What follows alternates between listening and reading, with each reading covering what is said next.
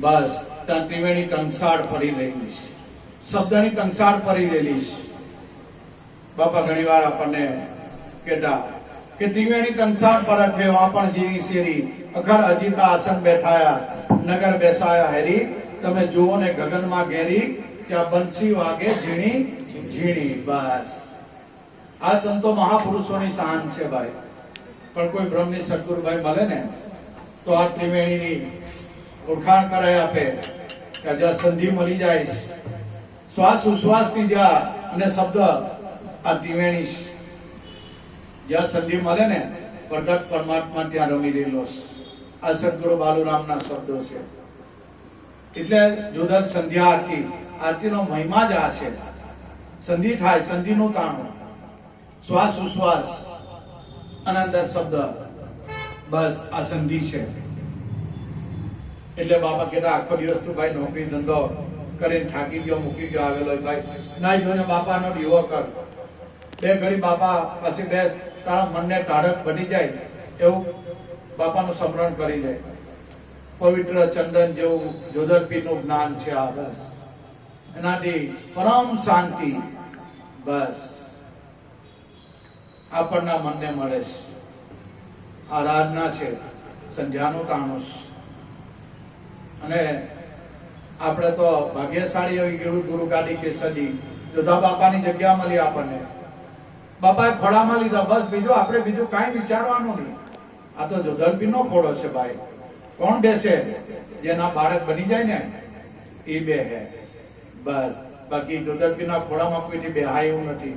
જેનો બાળક બાળકો બની જાય એનો, જેમ પિતાના ખોળામાં બાળક નિડરપણે આવીને ગમે ત્યારે બેસી જાય, પિતાને ખબર, અને બાળક ગમે એવું બોલતો હોય, ગાંડું ગેલું, પણ મા બાપને સારું લાગે. ભલે ખોટું બોલતો હોય, ગાંડું ગબડું બોલતો હોય, તો એના મા બાપને એક કાલી ભાષા છે ને એના મા બાપને હારી લાગે. તેમ આપણે જોધરપીર બાપાને રીઝવવા પ્રયત્ન કરીએ. આપણા ગાંડા ગબડા ગમે તેવા શબ્દોથી બાપાને બસ આરાધ કરીએ, બાપાને પ્રાર્થના કરીએ, બસ બાપાને શરણે થઈ ગઈએ કે બાપા ગાંડા ગબલા તમારા બાળક છીએ. કારણ કે બાળક ટોટરું બોલતો હોય પણ મા બાપને ઘેરું લાગે, સારું લાગે. બસ આ જોધરપીરનો ખોળો છે. એના જે એના થઈ ગયા એને ખોળામાં લઈ લીધા. આ બાપાનું પીરાણું છે ભાઈ, કે નાની મોટી વાત છે. બાપાના ખોળામાં બે હોય કઈ નાની હોય એની વાત છે ભાઈ ના. એના માટે કંઈક કરી છૂટવું પડે. એટલે સંતના સંત કોના નથી મફતમાં મળતા ભાઈ, એના મોલ ચૂકવવા પડતા. જ્યારે ખરેખરું ટાણું આવે ને, જ્યારે પરીક્ષા થાય ને તો બલબલાના હાજા ગગડી જાય, પણ સિર પર સાહેબ રખીએ ચાલી આજ્ઞા માઈ, કહત કબીર સાહેબ ધર્મદાસ કો તીનો લોક ડર નહીં. એવા સાધકોને, એવા ગુરુના બાળકોને કોઈ જગ્યાએ પાછા નહીં પડે. આપણે તો બાપાના બાળકો. એટલે સંધ્યાનું તાણું. અને બાપા કહેતા કે આપણા માટે આપણો સદગુરુ જ ભગવાન છે, બીજો કોઈ ભગવાન છે નથી. કોઈ ભગવાનને જોયો છે? હારા સમાચાર આપ્યા કે હા ભાઈ મેં જોયો છે? કોઈ હારા સમાચાર નહીં આપ્યા. પણ સદગુરુ મળી જાય, હા, એ અનુભવ કરાવી આપે દિવસે. બાબા સદગુરુ બાલુરામ સ્વામી ઘણી વાર કહેતા કે અલા કા ભગવાનને હોડવા જાય, જોધરપીરને હોડવા જાય, કા જોધરપીરને હોડવા જાય. બાપા હવે રોડ પર એ મળે એવો થોડો છે, એમ કે ને દેખાય એવો થોડો છે તારા શરીરમાં. પણ મેં કહું બાપા શરીરમાં છે પણ મને દેખાતો કેમ નથી? મન કે દેખાવાનો થોડો છે. એ તો અનુભવ કરવાનો છે, એનો અહેસાસ થાય, એની અનુભૂતિ થાય દિવ્ય. જોધરપીર એક દિવ્ય અનુભૂતિ છે. બાપા પાઘડી વાળો, બાપા ધજા લઈને આવ્યો, બાપા મોજડી પહેરીને આવ્યા, આ બધા લીલુડા ઘોડે બાપા આવ્યા. આ બધા પ્રતીકો છે, પ્રતીકો છે, શાન છે, બધી સંતો મૂકેલી છે. હકીકતમાં ઘટો ઘટમાં જોધરપીર રમી રહેલા છે. અને નક્કી થાય ને આપણો સદગુરુ એક ભગવાન છે ભાઈ. એટલે સદગુરુ બાલુરામ સ્વામી કહેતા કે મારો નાઠુ બાપો એ જ મારો ભગવાન છે. જો નક્કી થાય તો અમારા ખીમદાસ બાપા જ્યારે રતનદાસ બાપાનું સ્મરણ કરતા ને, બાપાનું નામ મોઢા પર લેતા ને ખીમદાસ બાપા, એમની આંખમાંથી અશ્રુની ધારા નીકળી જતી. આ ગુરુ પ્રત્યે પ્રેમ, આ ગુરુ પ્રત્યે પ્રેમ. જ્યાં રતનદાસ બાપાનું નામ આવે ને તો ખીમદાસ બાપાના આંખમાં ઢળ ઢળ ઢળ ઢળ આંસુ નીકળી જતા.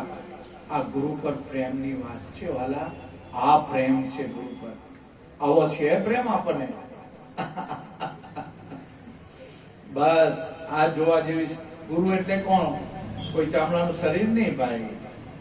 તમે કે મેં જે કે ધારી બેઠેલા એ ગુરુ કે સંત નિર્ણય, એની ભૂમિકા આખી અલગ છે. જો ખીમદાસ બાપા ને રતનદાસ મહાન વિભૂતિ, જયારે બાપાની નામ લે એટલે એના હૃદયમાં ઉભરો આવી જાય.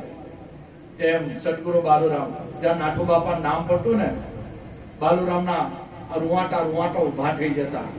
આ ગુરુ પ્રત્યે પ્રેમ, ભક્તિ, શ્રદ્ધા, વિશ્વાસ છે ભાઈ. આ ગુરુ ભક્તિ. એટલે બાપા ઘણી વાર કહેતા કે ગુરુ એ સર્વે સર્વા છે. અને બાપા કહેતા કે મારો ગુરુ નાથુ બાપો છે ને એ મારા માતા પિતા સર્વે સર્વા બધું જે મારો નાથુ બાપો છે.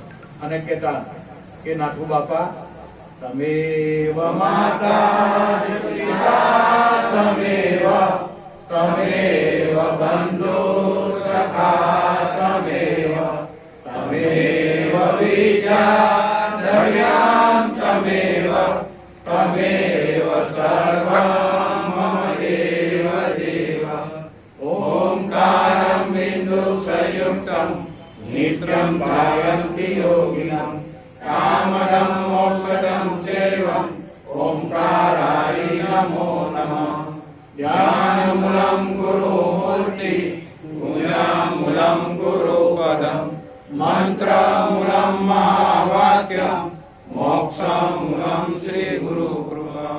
2 મિનિટ બાપાની બંદગી ભરી લે, બાપાને પ્રાર્થના કરી લે, બાપાને વાલ કરી લે. 2 મિનિટ જે ગુરુભાઈઓને મહામંત્ર મળ્યો હોય એ રીતના સ્મરણ કરવાનું. અન્ય ભાવિક ભક્તજન જે કઈ ઈષ્ટ દેવતાને માનતા હોય પ્રેમથી હરિનું સ્મરણ કરવાનું છે. બોલો સત્યગુરુ દેવ કી જય.